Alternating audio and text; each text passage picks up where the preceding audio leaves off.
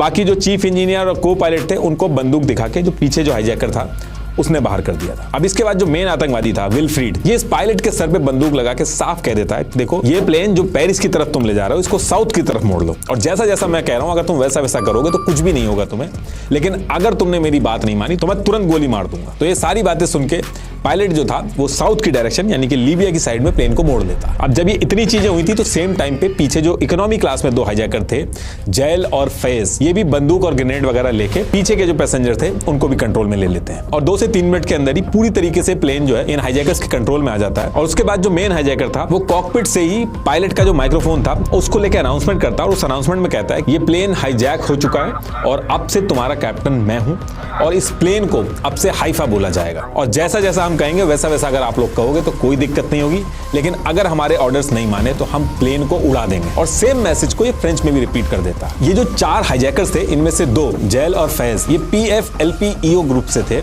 जो इजराइल के खिलाफ फिलिस्तीन की आजादी के लिए लड़ रहा था, और बाकी जो 2 हाईजैकर थे ब्रिजिट और विलफ्रेड ये जर्मनी के रिवॉल्यूशनरी सेल से थे। ये ग्रुप अमेरिका और पावरफुल वेस्टर्न कंट्रीज जो थी उनकी मनमानी के खिलाफ जर्मनी में और बाकी जगह पे लड़ रहा था, तो पैलेस्टीनियन की जो आजादी की लड़ाई चली थी उनका भी इनको सपोर्ट था। तो इस हाईजैकिंग में ये दोनों ग्रुप साथ में आ गए थे।